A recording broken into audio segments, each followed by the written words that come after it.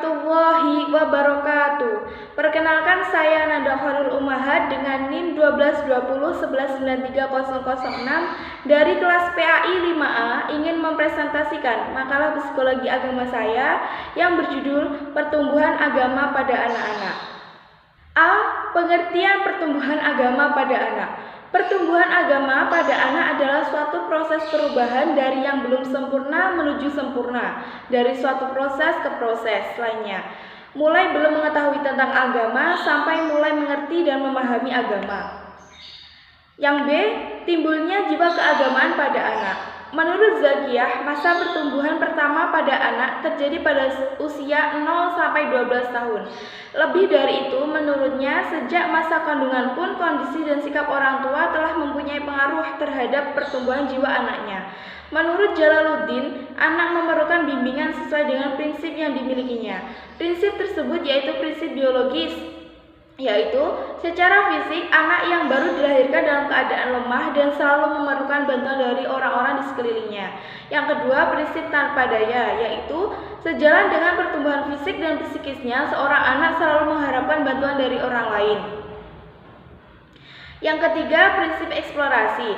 Pada tahap ini, akal dan fungsi mental anak mulai matang sehingga mereka banyak mencari tahu tentang agama. C. Timbulnya agama pada anak.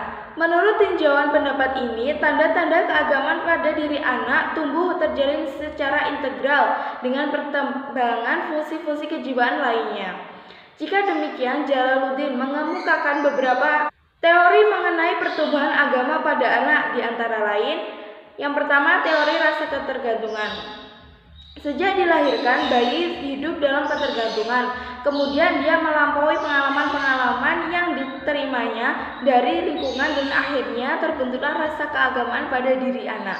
Yang kedua, teori insting agama. Menurut Woodward, bayi yang dilahirkan sudah memiliki beberapa insting, diantaranya insting keagamaan. Belum tampaknya tindak keagamaan pada diri anak karena beberapa fungsi kejiwaan yang menopang kematangan belum berfungsi sempurna. Yang D. Tahap perkembangan jiwa beragama pada anak-anak. Adapun tahap-tahap perkembangan agama pada anak ada 3, yaitu yang pertama, the fairy tale stage atau tingkatan dongeng, yaitu mengenalkan agama pada anak melalui cerita dongeng fantasi. Yang kedua, the realistic stage atau tingkat kenyataan, yaitu tahap implementasi dalam kehidupan sehari-hari seperti membiasakan sholat 5 waktu dan jika melanggar sholat maka akan diberikan hukuman. Yang ketiga yaitu the individual stage atau tingkatan individual. Pada tahap ini anak mulai beranjak dewasa dan mulai mempunyai minat untuk mencari tahu lebih dalam tentang agama dan semakin memperbaiki tingkah lakunya. E. Yaitu sifat-sifat keagamaan pada anak. Sifat-sifat keagamaan pada anak dapat dibagi menjadi 6, yaitu yang pertama, unreflektif atau kurang mendalam tanpa kritik. Sifat ini terjadi ketika anak kurang begitu mendalam dalam memahami, cuma sekedar tahu saja. Yang kedua, sifat egosentris.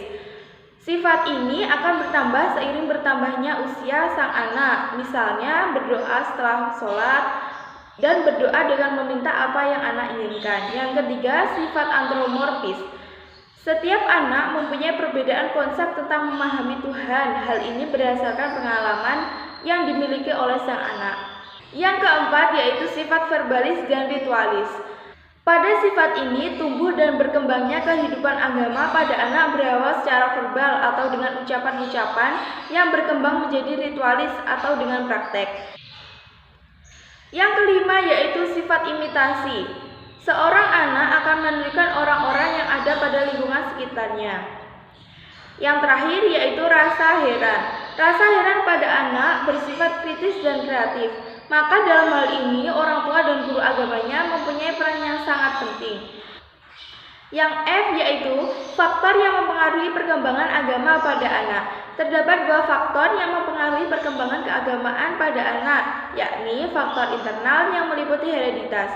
Hereditas mempunyai arti yaitu jiwa keagamaan pada anak terbentuk dari berbagai unsur kejiwaan yang mencakup unsur kognitif, unsur afektif, dan unsur konatif.